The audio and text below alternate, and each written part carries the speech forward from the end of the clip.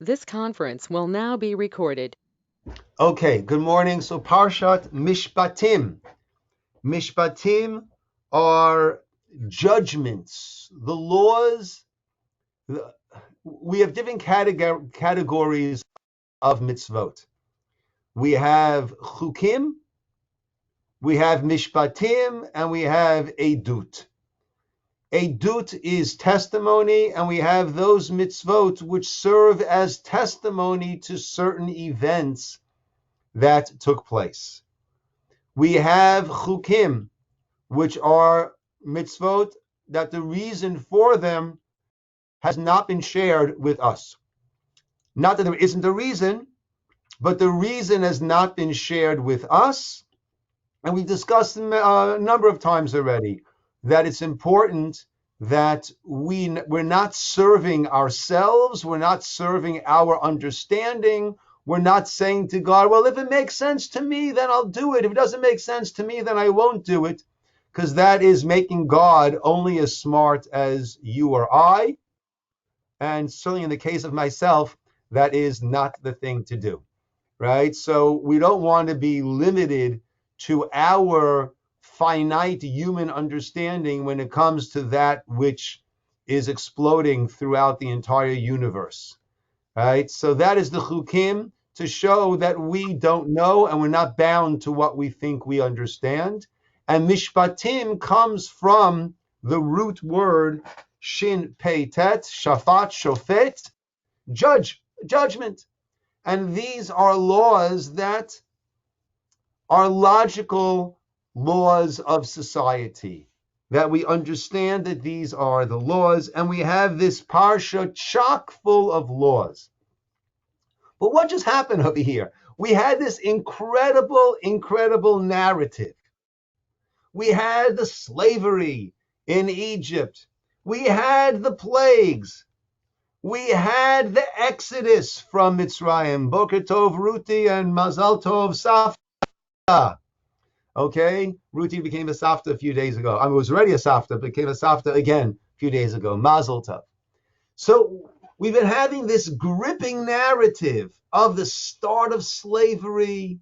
We started with Moshe's birth, and then we had the start of slavery. We had Moshe's birth. We had Moshe standing up for the slaves. Moshe running away. Moshe encountering God's presence at the burning bush. Moshe comes back to Egypt. The plagues 1 through 10. Finally, we have the Exodus, but then, oh no, we come to the Yam Suf. What are we going to do? And the sea splits, and we make our way through, and then we travel on, and then we come to Mount Sinai, and the revelation of all time, the revelation to the entire nation takes place. Right? This is incredible. This is gripping. And then all of a sudden, Ve'ela Mishpatim. And then we start droning on. And these are the laws of a civil law, Jewish bondsmen, murder, manslaughter, penalty for bodily injury, death caused by an animal, you're digging a pit, one who steals livestock, self-defense, damages caused by livestock, laws of shomrim, of guards, borrower, seduction, sensitivity to those who are in a difficult situation, commandment to extend free loans, integrity of the judicial process. Anybody still awake over here? Right? Fair dispensation. Right? What happened over here? We're in the middle of this gripping story. And then, if you don't mind, I'm just going to take out my law book. I'd like to read my law book to all of you. Right? What happened over here? And then we're going to re-enter the narrative. We're going to have, at a certain point at least, right? We're going to have the golden calf. I mean, that's gripping. But what's this whole crazy law book over here? Imagine you're reading a gripping novel, and all of a sudden in the middle you come to 50 pages of civil tort law. What's happened over here, my friends? What do you think? How do you understand this? I think that God is preparing Am Israel for independent life, for being a civil society. They just came out, they're a bunch of slaves, really, in their spirit. They're not independent. They don't know how to maintain a society and law. They were judged by the Egyptians, basically. They were under Pharaoh.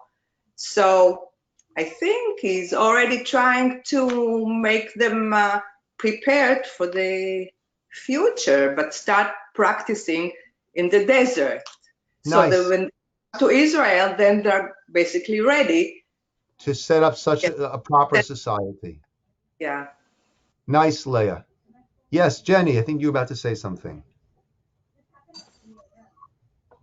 No? Okay. Anybody else like to add a point over here?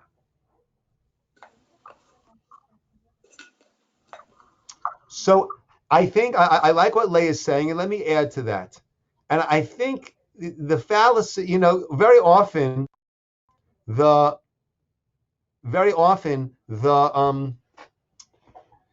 when we see what's wrong with the question, then we already we already have the answer.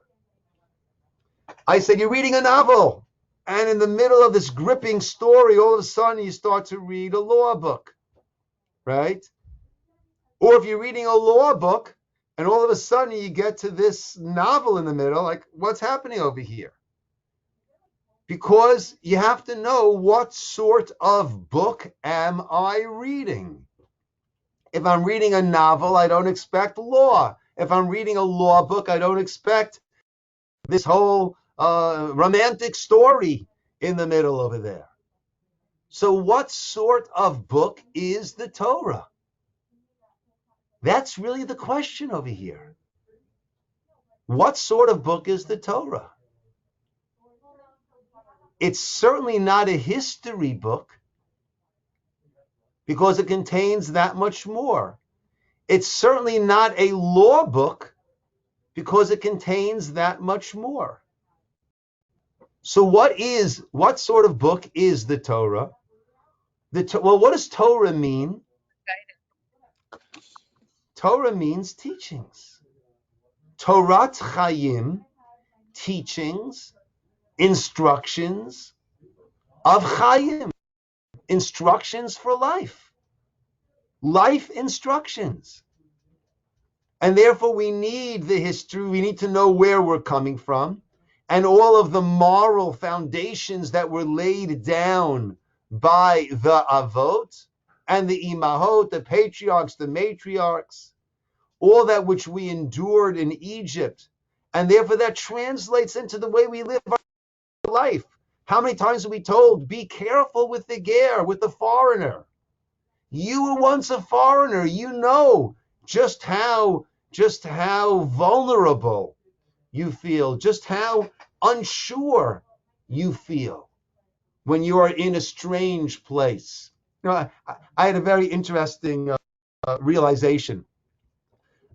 I always make a point when someone visits the shul, someone comes to a minyan, joins us for davening, I always make a point of going over and welcoming them, introducing myself, welcoming them, where are you from? You know, do you need to know where kosher stores are? You know, helping the person to make their way around. But I have to admit that if it's a person who looks like me, right, comes there with his yarmulke and his talis and his tefillin, and he clearly knows what he's doing, he clearly feels at home in the shul, so then I would certainly make an effort to go over, but it wouldn't be ironclad. Meaning, if someone came over to ask me a question right after davening, then by the time I finished talking to this person, that person had left. Okay, thinking it's not so important to go over. Right? I try to go over, but if something happens, I wouldn't make that my number one priority when davening finishes. I wouldn't tell a person, "Wait 1 minute, I just want to greet that person, then I'll speak to you." Until when my father-in-law wasn't well, so I went to spend a few days helping out. Now that I went to help out, she stayed with her mother. I stayed in the facility there with my father-in-law. And in the morning, I went to daven at a nearby shul. I certainly know my way around the shul. I know where I can find a siddur. I know where to find the place in the davening. I don't need anybody to show me how to put on my talis, my tefillin, or how to keep up with the davening. I'm 100% comfortable. Yet I realized that being in a strange place, I would have appreciated had the rabbi or someone come over and said, "Hi, welcome. Do you know your way around?" Even though I knew my way around. But I realized I would have appreciated someone coming over to me.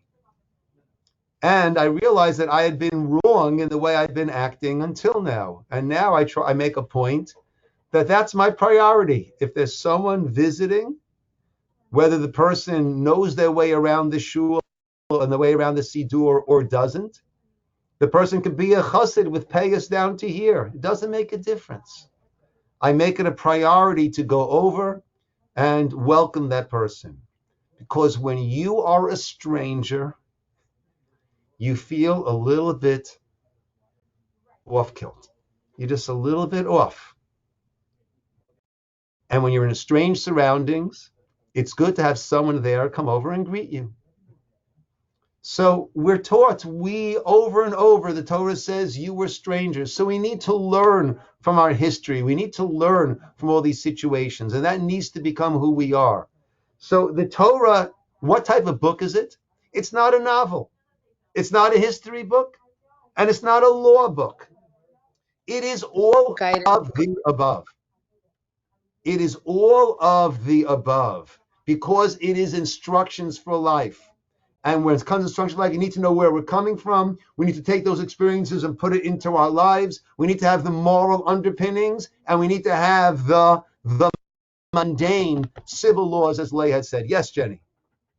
So, Rabbi, something that I've been curious about is the Torah itself and the way, I don't know, the way different narratives are interwoven with laws and so on. Would you say there's a reason why at this particular point there are the Mishpatim? Is there a reason why, as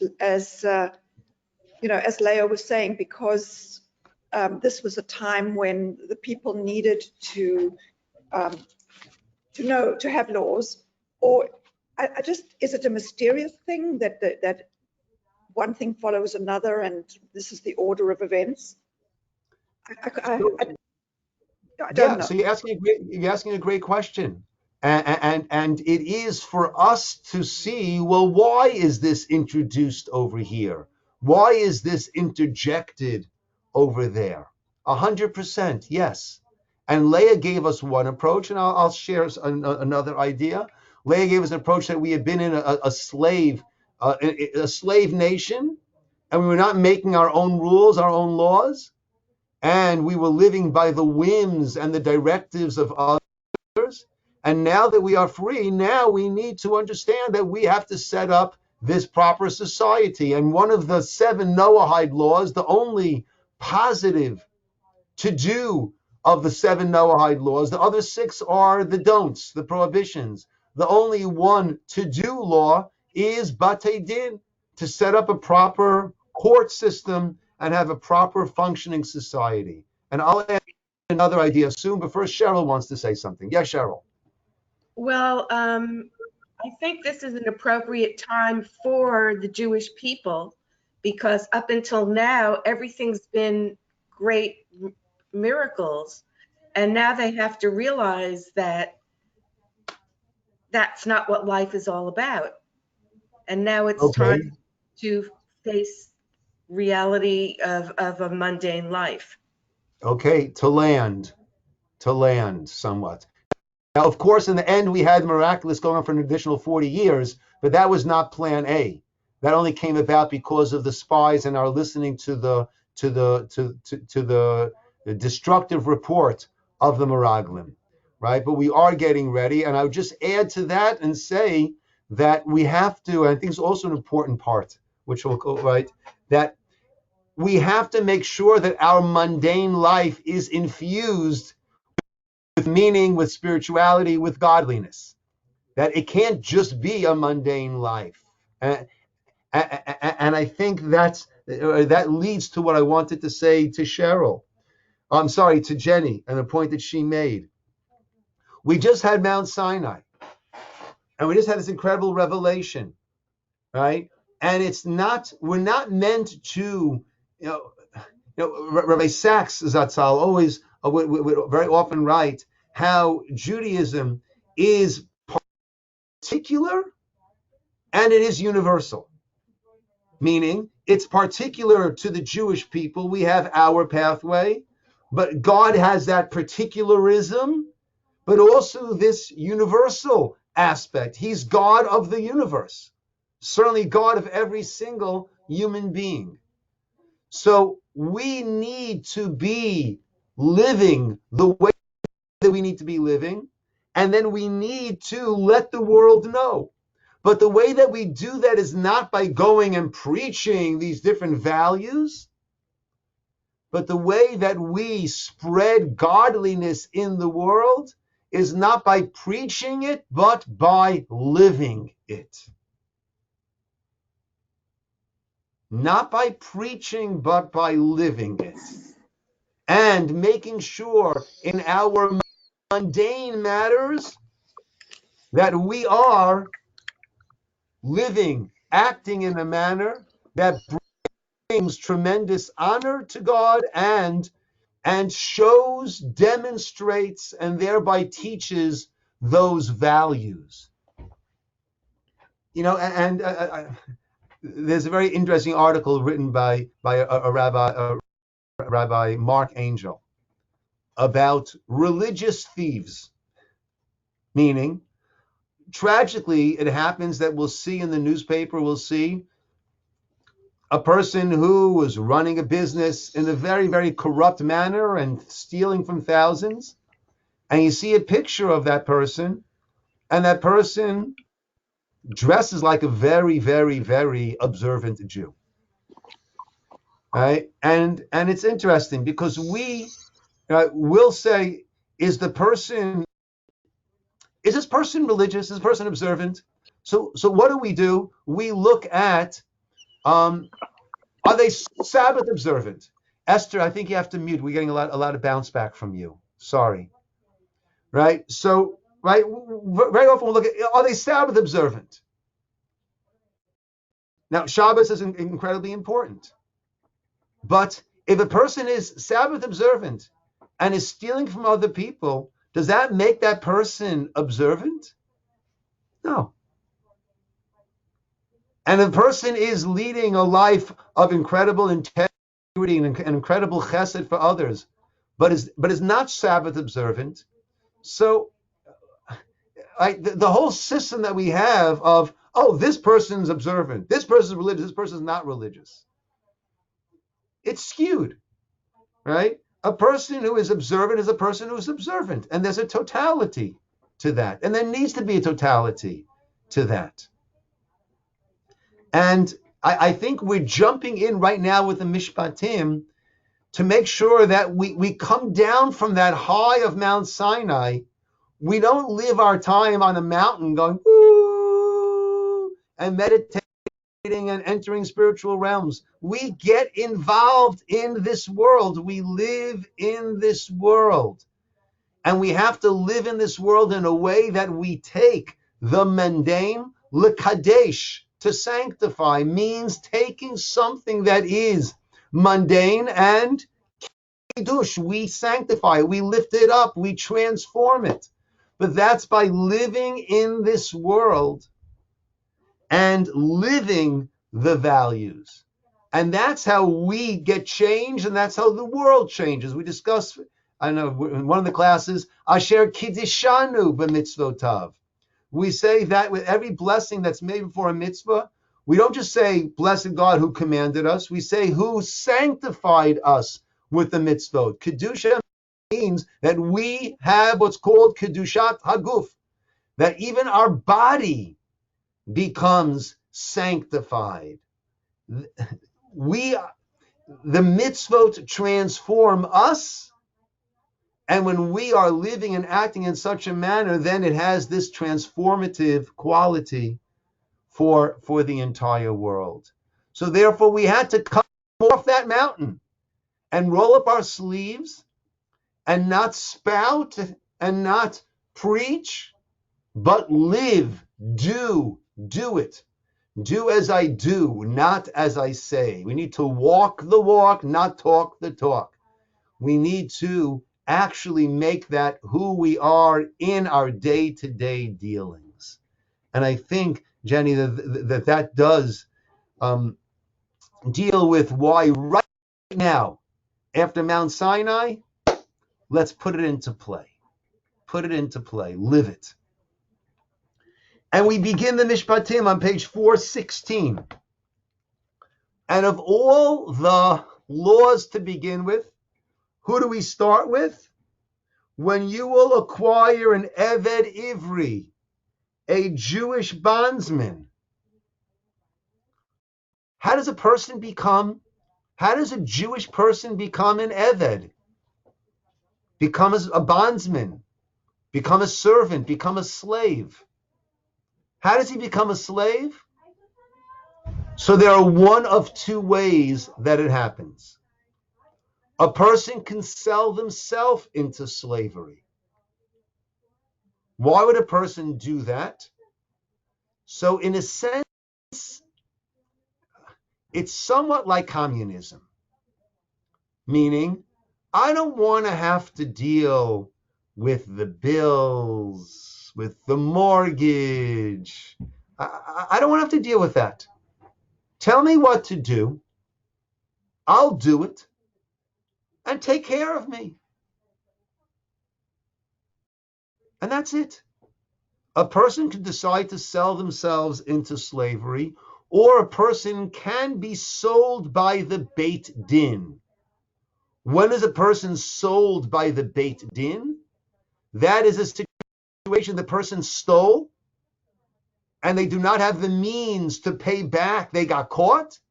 They don't have the means to pay back for that which they stole. And therefore they will get sold, and the money of their being sold will go to the person from whom they stole to compensate, to pay back that person for the theft that was done. Those are the two situations. Sheish shanim yavod. But 6 years he will work. Uva shvi'it. And on the 7th year, yetzei l'chovshi chinam. He will go out l'chovshi. He will go out free. Let's jump to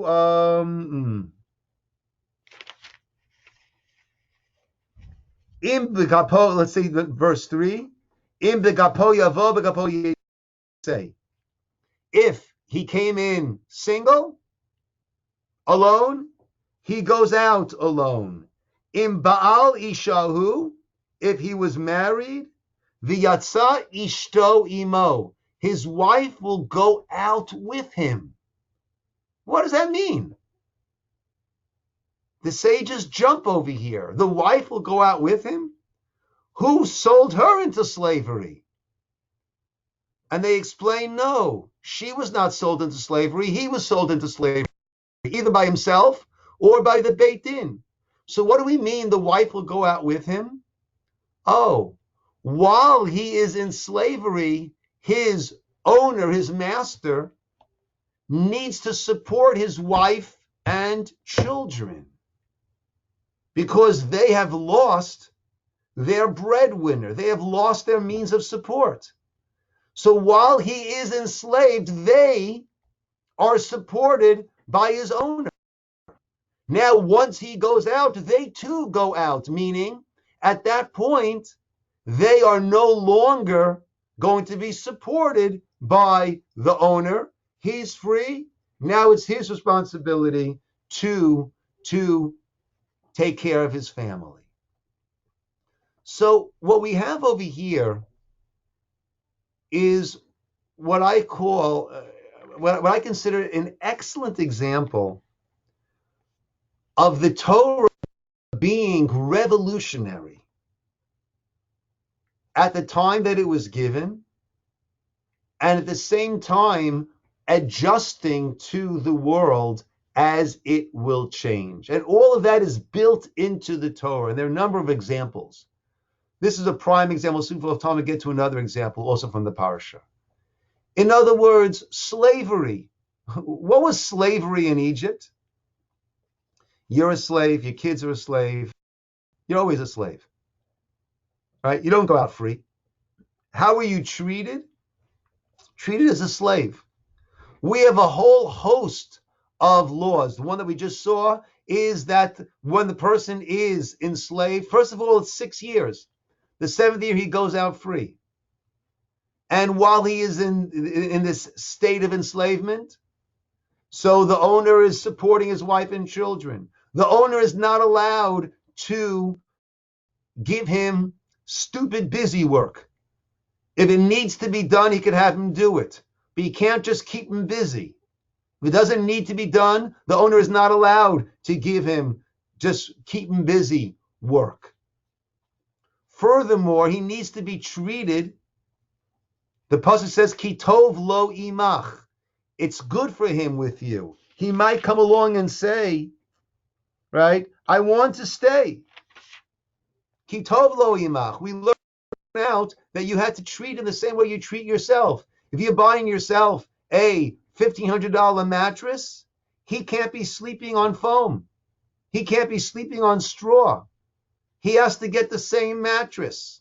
It goes to the point that the Gemara says, Mishakana eved kana adon la'atzmo. Someone who acquired a slave is like he acquired an adon. He acquired a master for himself.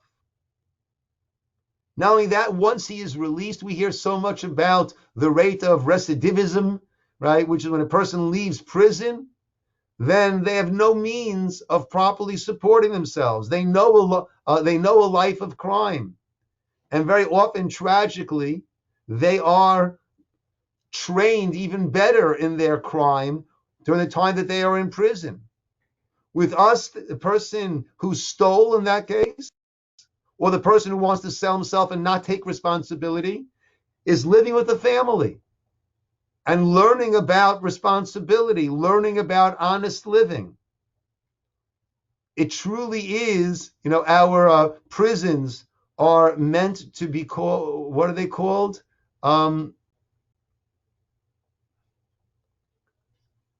It's supposed to, correctional facilities, there's another term with an R that's eluding me right now. That it's rehabilitation. Thank you, Esther, coming from the courts. Thank you, Esther. Yes, they're supposed to be rehabilitative, right? But but they're usually not. We have some amazing cases, even in our community, of people who were truly rehabilitated and came out with a whole new view on life and joined Judaism, joined our community, right? But I think those are more the exceptions than the rules. This is truly rehabilitation. The person is living with the family, learning how to live an honest, proper life. And then when the person is released, the person is given what's called ha'anaka. He's given a gift. He's given some seed money, some seed assets that the person then can get started and then live a proper life going forward. So this was revolutionary, absolutely revolutionary at the time of the Torah, the time the Torah was given.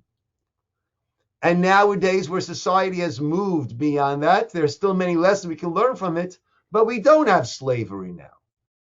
There's no obligation to, right? If one would sell oneself, the Beit Din does not sell. So this was revolutionary at the time, and as society has progressed, so then it no longer really is a part of our world. Did someone want to say something? I'm going to cut them off. We're all good? Let's look at this 6 years, and the 7th year goes out free. What does that remind us of? Shabbat. Shabbat, Shabbat. right? And also the seventh year. I just can't think of the word. The Shemitah year, the sabbatical year. Yes, Yeah. right? So this is reminding us we have these cycles, 6, then 7, 6, then 7, right? Throughout, right? We have 6 days, the 7th is Shabbat. We have 6 years, the 7th is Shemitah, the sabbatical year. We have 6 months, starting with Nisan, and then the 7th month is chock full of holidays, Rosh Hashanah, Yom Kippur, and Sukkot, and Shmini Atzeret, Simchat Torah. The set, right, 6th and 7th, 6th and 7th. So we seem the Torah by giving us, I mentioned before that we're supposed to take our experiences and keep applying it throughout. So the Torah seems to be, as it introduces slavery and the restrictions that we have, seems to be pointing us in the direction of Shabbat. So let me ask you, what are some connections, some lessons that we can draw between Shabbat and slavery? Freeing the slave comes the 7th year.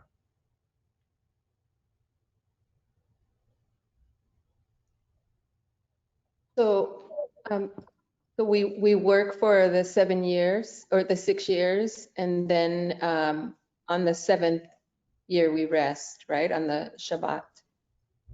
So we Okay. work and we rest. Okay, good. So we have that same thing that we're working and then we're resting. He works and then he rests. Good. What else do we have between slavery, this concept of slavery, and freeing the slave and Shabbat? So, Oh, sorry, Rabbi. go, Jenny. So we are slaves to what we do on the 6 days of the week. And on the 7th day, we free. Okay, good. So let's look. There is this duality of Shabbat. Actually, when we make Kiddush on Friday night, we say Zecher L'Maaseh Bereshit. It's to remember the time of creation, the creation. And we also say Zecher L'Yetziat Mitzrayim, as we remember the exodus from Egypt. So actually, let's look at these two places. Let's look at the 10 Commandments in the two places that we have it. Let's turn back to page 410.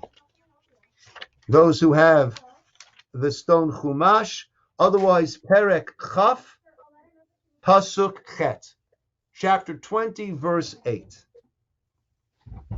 In the 10 Commandments, we are told, Zachor et Yom HaShabbat l'kadsho. Remember or mention the day of Shabbat to sanctify it. Sheshet Yamim Tavod, 6 days work. V'asita kol malachtecha, do all of your malacha. And the 7th day, Shabbat, l'Hashem Elokecha.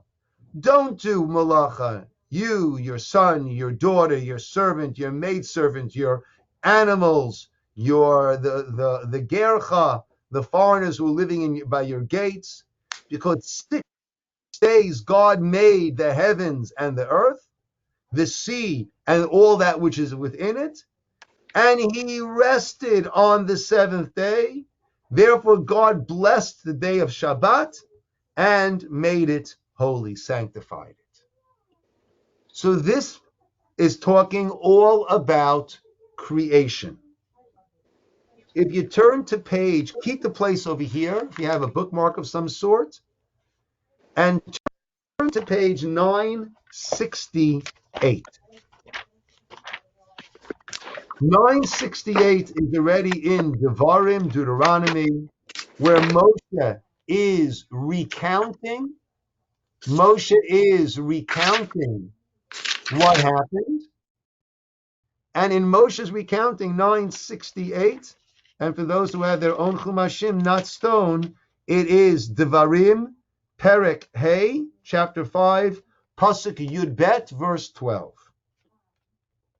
Moshe tells them that you yourself saw all of this. Look at verse 3. Not with our forefathers did Hashem seal his covenant, but with us. Pasuk Dalet 4. Face to face, Hashem spoke to you on the mountain from amid the fire. I was standing between Hashem and you at the time to relate the word of Hashem to you. And this is what God said. And now he recounts the Aseret HaDibrot with some changes. Here he is recounting it. The first word, Pasuk 12, is Shamor et Yom HaShabbat l'kadsho. Before we had Zachor. Remember. Now it is Shamor. Safeguard. The Yom HaShabbat l'kadsho, the day of Shabbat, to make it holy. As Hashem, your God, commanded you. And actually, when we sing L'chad Dodi, Friday night, when we bring in the Shabbat, we say, Shamor v'zachor b'dibor echad hishmianu kel ha'meyuchad. Zachor v'shamor, remember and safeguard. B'dibor echad, were said simultaneously. Hishmianu, that's what he made us hear. Hashem ha'meyuchad, that one God. So our tradition teaches us that God said both of these words simultaneously. And we heard Zachor v'Shamor at the same time. Zachor, remember. Shamor, safeguard. Let's go further. Sheshit yamim tavod v'asita kol malachtecha. So far, similar. 6 days you should work, do all your malacha. The 7th day is Shabbat to Hashem, your God. Don't do all malacha, you, your son, your daughter, your servant, your maidservant, animals, and the foreigners living in your midst, in order that they should rest like you rest. V'zacharta, you shall remember. Ki eved hayita be'eretz Mitzrayim. Here it doesn't speak about creation. What does it speak about? Remember, you were a slave in the land of Egypt. And God took you out from there with a strong hand and outstretched arm. And therefore God commanded you to do the Yom HaShabbat. So we have two differences in this commandment, this fourth commandment, the commandment of Shabbat. We have Zachor, remember, connected to creation.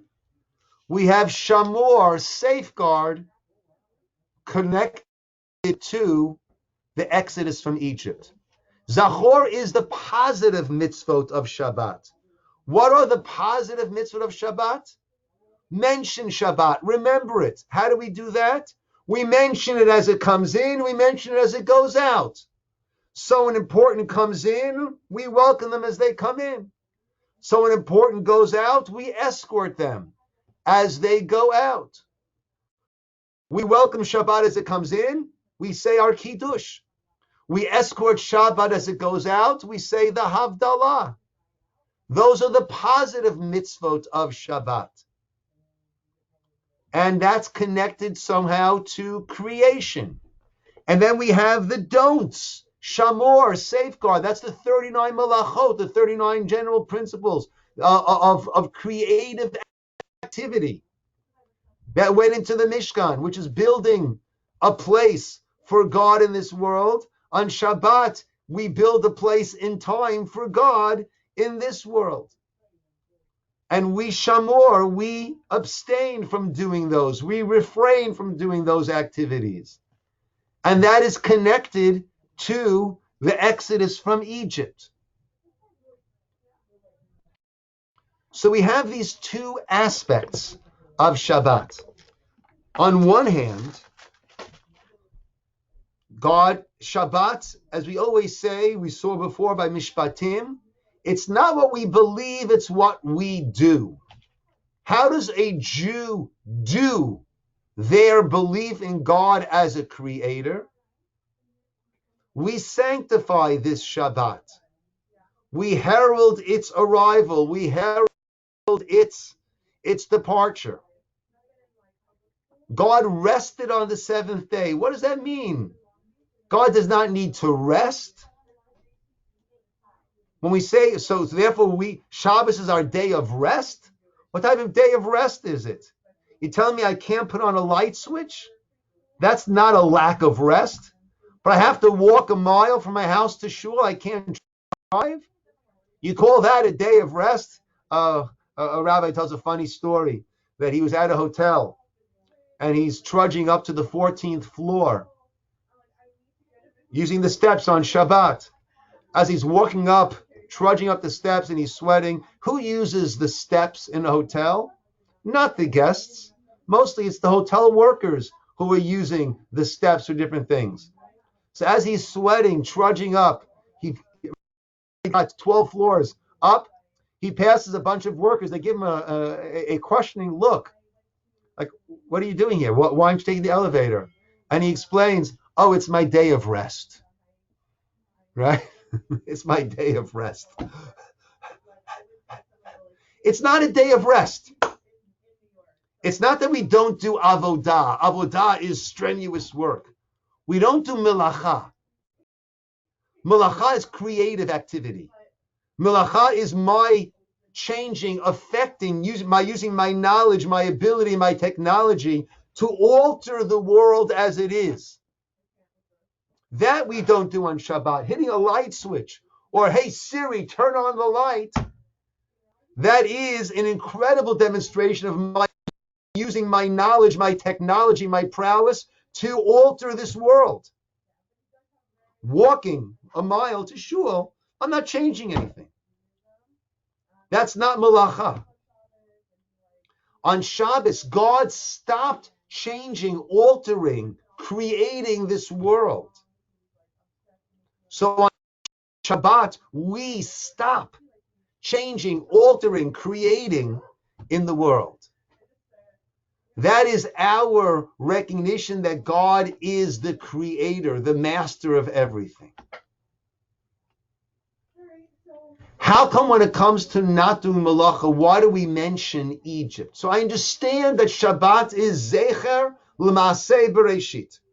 100%, it is a remembrance of the creation of the world. But what's the Egypt Shabbat connection? Why is Shabbat zecher li'etziat Mitzrayim? Why is it a remembrance of Exodus from Egypt? What's the Egypt Shabbat connection? Rabbi, maybe that we're not, like you said, slaves to that technology, slaves to continue to create, and we rest on that day. Okay. In Egypt, we were not the masters of our own work. We were not the masters of our own selves. So Shabbat is a remembrance that you were enslaved elsewhere. Don't, as Jenny had alluded to before, don't turn yourself into a slave. I was talking to a young lawyer who's being worked to the bone by the partners at the firm where he works. And, he said working remotely has made it worse. Because at least it used to be when you left the office, they thought you left the office. At least you had time to travel home. Now it's nonstop. Nonstop. And he said to me, Rabbi, if I didn't have Shabbos, I would go mad.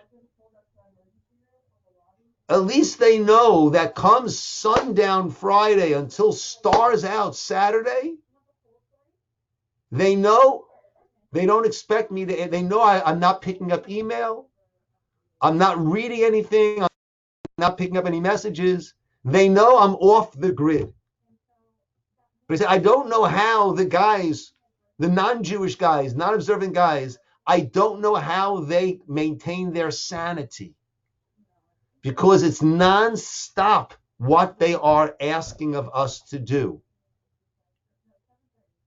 Shabbat is also Zeicher Yetziat Mitzrayim. You left slavery. Don't voluntarily make yourself into a slave. Rabbi, can I just mention something along those lines? Please. I think that we are, I mean, I can talk for myself, a bit of a slave to my computer and my phone and all that stuff. I've got to be forced not to use them. So that really is a modern day slavery. 100%. 100%. Right? There have been many. I'm sorry, And Jen? Rabbi. It's an addiction. It's Yeah. yeah. Yeah, and there are many articles that have been written about, the Torah is outdated. Are you kidding? Nowadays, when we need Shabbos more than any other time in the world, for exactly what you're saying, when we're constantly plugged in, constantly being bombarded. I love turning off my computer and turning off my phone on Friday afternoon. Oh, it is liberating. Rabbi. It is such a pleasure. Yes, Esther. I know you can't see me. I'm on the phone. I'm at work, but maybe too. We won't tell anybody. Don't worry.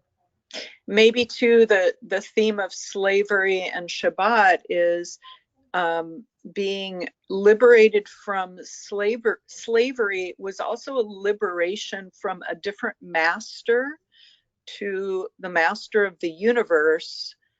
So although Pharaoh was forced to allow the Jews to be liberated, we have the choice to say, to acknowledge that we belong to another master, and Excellent. we are not even our own master.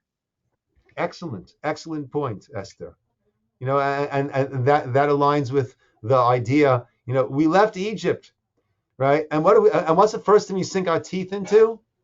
Matzah, right? Now, we were there for 210 years. God couldn't arrange it that we had an extra 18 minutes so we could have a nice French roll as we're walking out, right? Some nice sponge cake. I don't know, chocolate, matzah. But we had to realize that we're going from a slavery to this cruel, tyrannical ruler to servitude to Hashem. And therefore, Hashem is letting you know you were slaves there. And now you, as Esther's saying, now you work for me.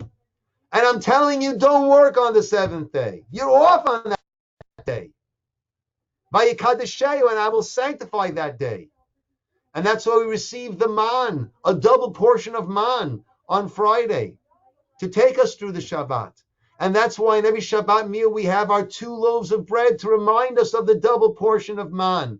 Don't think that working on Shabbat will improve your parnassah, will improve your livelihood. God says, I got it. I've got it covered. You don't need it. You're not going to gain by it. So Shabbat and Egypt, we're not slaves to Paro. We're now servants of God. And Shabbat is a time to unplug, the way Natalie puts it, to disconnect in order to reconnect. We disconnect from all the other things, all the technology, in order to reconnect to ourselves, to our family, to our community, to God. We disconnect to reconnect. And that we should not be enslaved. Don't voluntarily turn ourselves into servitude.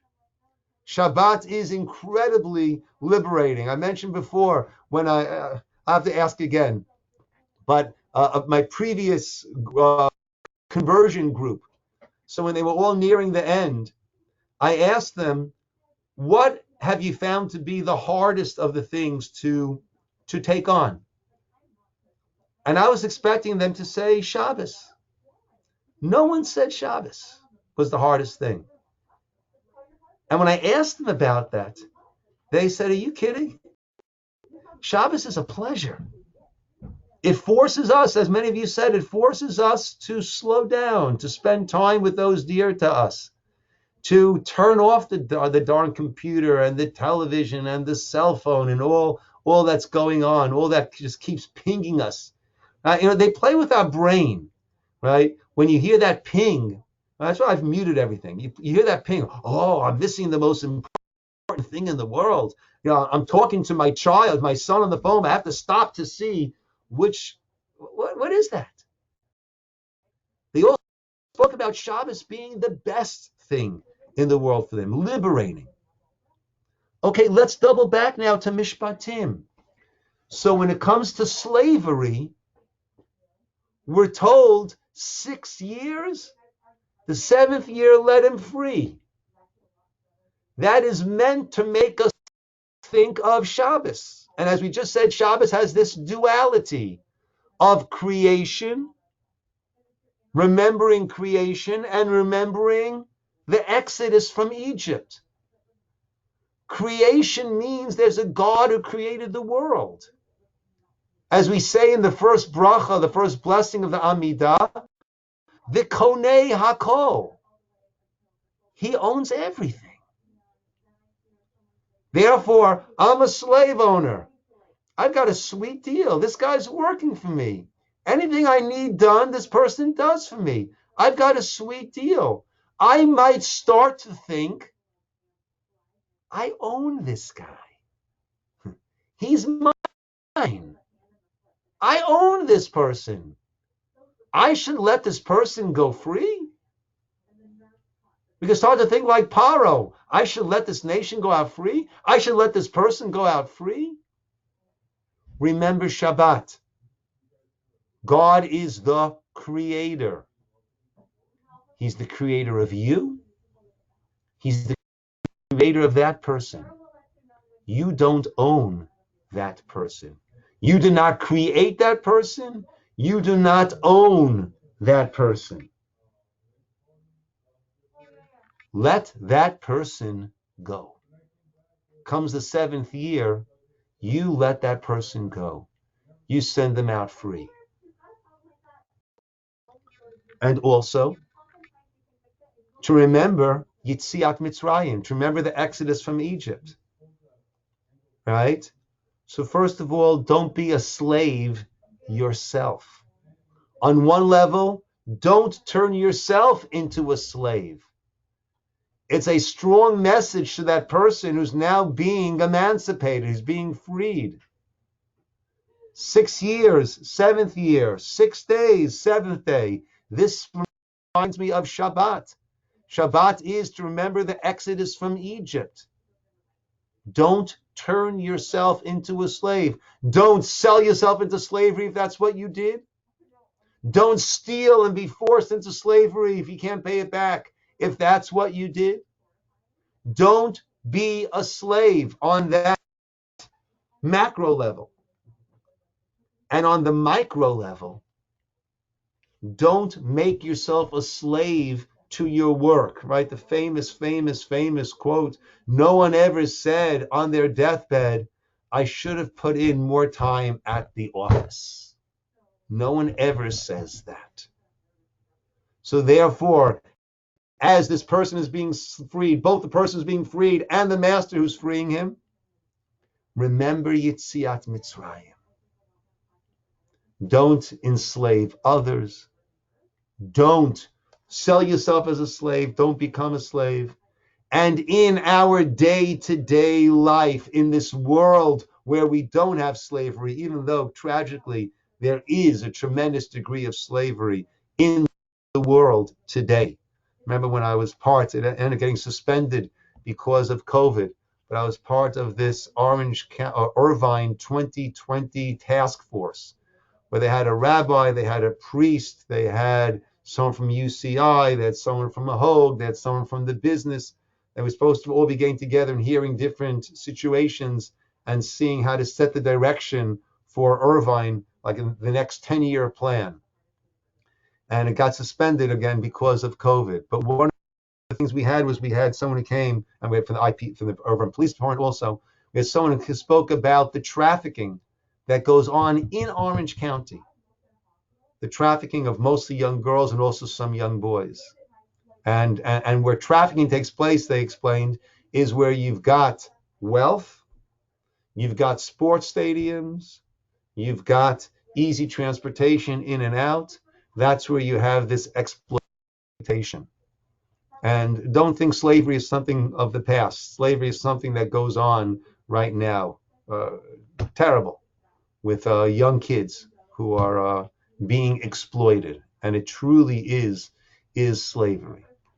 But on that more finite level, make sure that we are living our lives not like an Eved. Remember Yetziat Mitzrayim, we had that slavery. Don't become enslaved to your work. Don't become enslaved to the technology and to the latest tweet and who knows what, TikTok and everything that's right. Be able to unplug and make sure that we connect. So this avdus, this slavery, is very, very intimately connected to Shabbat, to the remember of creation and remember the Exodus. And as we are about to start our life as a nation who is unencumbered by this, we need to be warned to be careful how you treat those who are encumbered, and make sure that you don't slip yourself right back down that slippery slope back into that. So that is the Torah Chaim.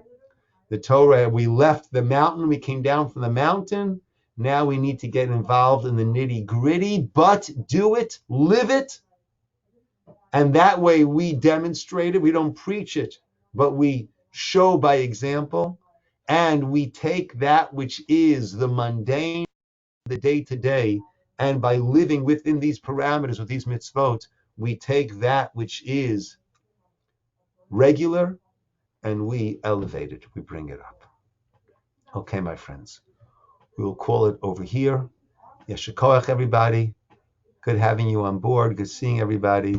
Thursday, the lunch and learn at 1 o'clock will be on, also from this parsha, about an eye for an eye, how it is often misrepresented. Certainly the New Testament is misrepresented, what it actually means, and how we know that that's what it actually means, that the Torah never meant it as literally an eye for an eye. It could not have. We'll prove it from a number of different angles. Very, very interesting presentation. That's Thursday at 1 p.m. Lunch on you, learn on me. And hopefully we'll get back to the point where we can actually have lunch and learn together. Okay. A good day, everybody. Rabbi. Have a beautiful day. Everybody. A good day, everybody. Thank you. You're very welcome. Good day.